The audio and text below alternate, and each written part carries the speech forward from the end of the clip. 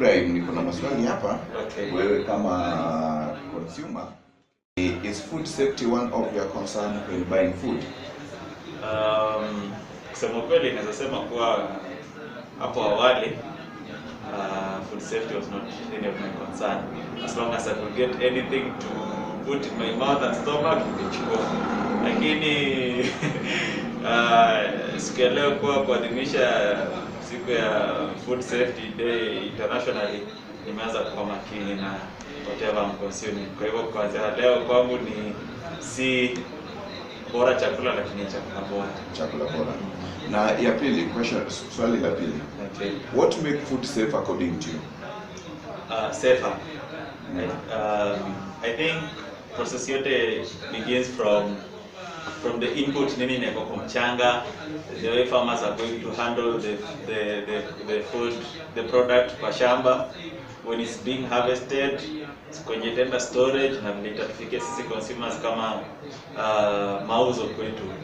If all that process ni nzuri na imefuatiliwa kwa utaratibu unaofaa, basi it's safe. Hiyo food safety ni one of the concern. Ikiingia kama kwa supermarket, kwa kitambo sikuwa naangalia ati hiyo food safety, lakini kuna siku iliingia duka fulani, lakini sitalitaja jina, kununua mkate pale, tarehe yake ya kuharibika ilikuwa imefika. So kwa vile wameandika huwezi rudisha kitu, ikabidi tu nimegharamia kupoteza hiyo pesa ambayo nilitumia kununua hiyo mkate. So kwanza hiyo siku mimi nikienda mahali lazima nikuwe concern na food safety, naangalia vile imetengenezwa na tarehe yake ya kuharibika. So inamaanisha wewe uko keen sana kuangalia, ukiingia kwa supermarket unaangalia date ya expiry, date ya manufacture, si ndio? Oh, brilliant. Sawa. Sasa what make food safe according to you? Food inaweza kuwa safe kwa njia nyingi sana. Sio kwa vile tu ati inaweza pandwa pale kwa shamba nini. Najua mtu anaweza chukua tu maji ya pande, kama vile tunajua Nairobi wanapanda mboga na maji ya siwi. Lakini punde tu vile inavyovunwa na kuwekwa na jinsi itafikia ambaye ataikula, ndio inastahili kwa maana sana, kwa sababu najua inaweza kuwa imepandwa kando ya barabara, mtu akuja ende haja hapo na ujui. So the moment that is being harvested, you harvest it correctly, you store it correctly. Then before taking it to the shop, to the market, you find a way that you should take care of those products in order so that they can be correctly stored and correctly consumed by the people. Kumbe naona eti wewe unaweza kwa majina naitwa Margaret Munga. Na mimi ni mkulima upande wa Nakuru. Na ya kwanza niseme zile challenges ambayo wakulima wana face kubwa sana ni mambo ya ukuzaji wa chakula, ambaye inakuwa na shida kwa sababu hakuna usaidizi tunapata sana kwa county, kama ni mambo ya fertilizer na nini. Na pia ile challenges ni kama barabara, mahali tunatoa chakula, shida ya barabara hiyo ndio inatusumbua zaidi. Na pia we want to create mambo ya kama ni viazi, tuwe na mahali ya kuuzia centers. Na hiyo centers tukianza kuuzia mahali moja kama sisi wakulima, mambo ya food safety sasa itakuwa juu zaidi, kwa sababu itatoka direct kwa mkulima na ule mnunuzi anakuja kununua mahali tumejenga hizo centers ambazo tutakuwa tukipeleka chakula. Ile challenges nyingine tuko nazo ni mambo ya kama mkulima tumelima bari, mambo ya kutokelezea, hatuna matinga, hatuna nini. Hiyo ni challenge kubwa sana, kwa sababu inatukura pesa mingi sana. Mahali tunalimia na mahali tutafika kwa tarmac road, ni kama hiyo gunia moja ya viazi inabeba 400 shillings, uuze 1200. Already 400 imeenda na barabara na tractor. Kwa hivyo mambo ya kutokelezea machakula yetu, hatuna hiyo nini facility kama matinga ambayo inaweza kutusaidia. Na kama county inaweza kutusaidia, ipatie wakulima kama hizo vikundi ziko huko, ipatie matinga na trailers ya kutokeleza chakula yao, ndio ifikie wale wanahitaji kwa usalama. Swali la pili ni support ipi wakulima wanataka wapate ili wa improve on food safety? Okay, ile support tungehitaji sana ni kuongezewa trainings, building capacity, tufundishwe zaidi na wakulima waitwe kwa wingi kwa kila sehemu, kwa sababu ni different places ambayo watu wanalimia. Hiyo mambo ya kufunzwa na tukifunzwa tushike, kwa sababu they are willing kuja kwa masomo. Kwa hivyo hiyo building capacity ni nzuri sana, na ile nyingine tunaweza hitaji sana ni kuwa na mwelekeo, utaratibu mzuri kama wakulima, vile tunaweza kuuza hizi boga, kama tuuzie sasa wale wanahitaji zaidi, kama groups tujenge group zingine kidogo kidogo za wamama ambao watakuwa wakikatakata hizo maboga kwa njia safi, wametoa kwa shamba wamekatakata kwa njia safi. Tukipata hiyo mwelekeo, tuelekezwe vile tunaweza fanya sisi wenyewe, because sisi ni wamama na kuna groups za wamama ambao wanalima chakula yao, wawe wamepewa mahali kama ni hapa town, wanaleta hiyo chakula yao, itakuwa clean, wakuja wauze. Kwa hiyo ni njia moja kama watu wa food safety wanaweza kuorganize, wakuja kwetu tukae na hawa in our groups za wamama, na ili tuanze kuleta hata kama ni hizo carrot tutakuwa tukileta zikiwa sawa na zitafikia ule mkulaji ikiwa sawa. Kwa hivyo haitakuwa na mikono mingi ambayo inachukua hivyo. Asante. Yeah. Asante sana na tumeshukuru. Yes. What the government is doing to ensure that we produce safe food. Safe food? Yes. Produce safe food. And ensure producers produce safe food. And measures has been put in place to guarantee food safety at market level. Oh yeah, that is a good question. I think that is a very relevant question for what we are doing today as we celebrate this World Food Safety Day. For us to ensure that our producers are able to produce safe food, we are currently doing a very enhanced way of sensitization, where we are educating our farmers to have their own self-regulating mechanisms, in a way that a farmer knows what is supposed to be done. So we are doing a lot of capacity building, and the county government of Nakuru has been on the lead. One, by establishing a food safety coordinating committee, and this committee involves all partners. It involves the regulatory authorities, it involves the key players, the farmer representatives, and the consumers.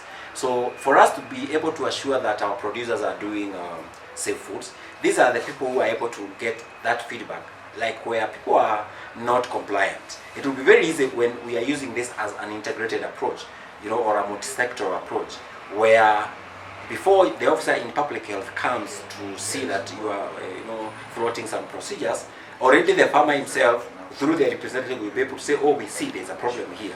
So that again will help us in terms of immediate or quick feedback. So this food safety initiative will ensure that we have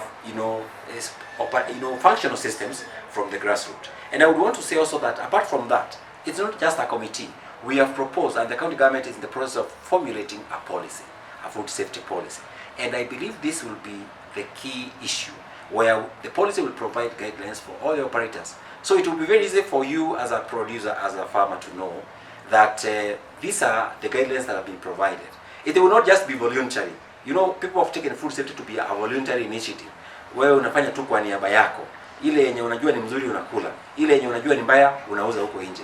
We will have a policy that gives you guidelines, so that before you allow to sell your product, there must be a way of what we call authentication, that we can say this, what we call even traceability, that we can say this product came from this farm, this was the farmer, is he a registered farmer, is he a compliant farmer, and so forth. And in that way, we'll be able to secure the safety. And then finally, on trade,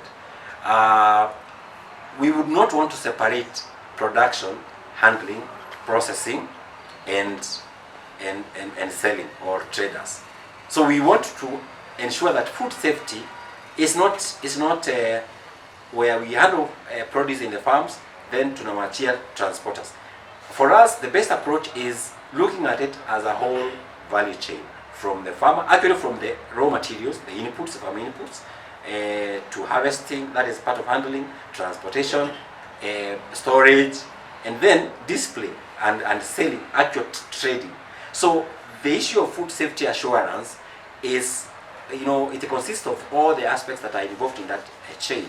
So when we get to the market, ours is to ensure that our traders have the right infrastructure, where we feel that they need some areas where they can wash their produce. That one we will provide, and we've been providing. I know you know our, for example, in Nakuru we have a well-established top market, and we have been doing our inspections, incorporating public health, the Ministry of Trade, and the other key players. And the other thing will be just to sensitize the traders also, so that we ensure that when they have been provided with the selling tables, they do not go back to displaying it on the floor. And we have also done shades for them, and also providing those other supportive infrastructure like the proper drainage and the necessary abolition rooms. And thank you so much. I believe I've answered you. Thank you, Mr. Nicholas. Yes. And God help you. Asante. Let me say that one, the extension services, for example, in our county are not actually collapsed. I don't know, but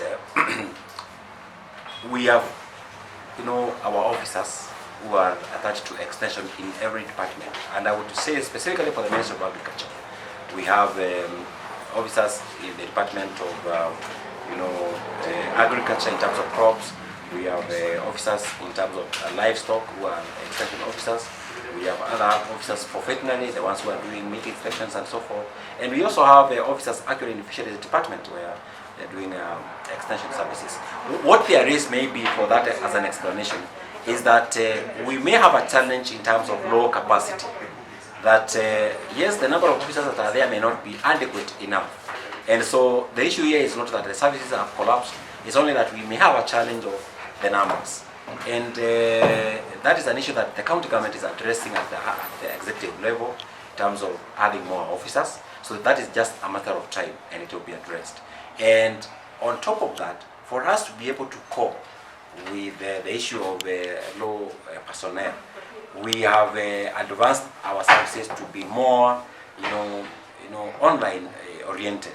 And that's why I would say, for example, we have activated the Nakuru ATC call center to a very active online platform where a farmer who is in Mount Narok, a farmer who is in Njoro, Molo, Kuresoi, you may not need to actually come to the office for you to get the services. It is just, at a click of a button that you can take a photo of your crop, kama ni ugonjwa umeona iko, and somebody on the other end will be looking at whatever pest or disease, and you will get that feedback. So for that issue, it is very easy now to get extension services at the comfort of your house without necessarily having to use a lot of resources. It's just some airtime for you.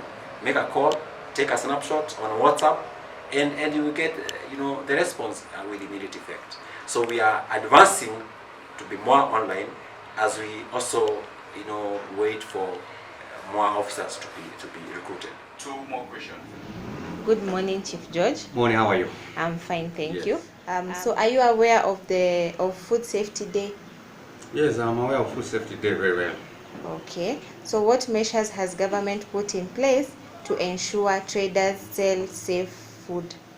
As a government, we've been having perpetual food inspection premises to ensure that all that is being sold and consumed is fit for human consumption. Also, the Kenya Bureau of Standards has been moving around up and down randomly and perpetually to make sure that whatever is being sold or consumed is fit for consumption. So the government, all the stakeholders have jointly made sure that all is okay so that our consumers get what is right for their money and body. Thank you. What actions have you taken since the start of COVID-19 to ensure that people are consuming safe food in your area? I've closed over 100 vibandas or food kiosks because they were not meeting the required standards.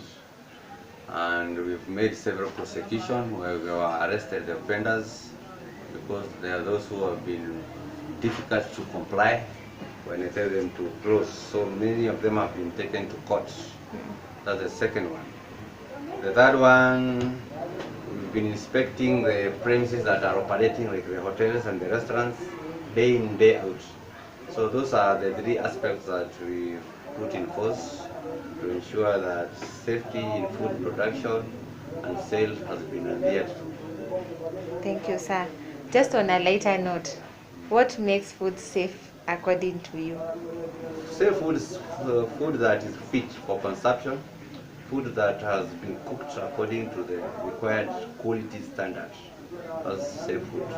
Thank you very much, sir.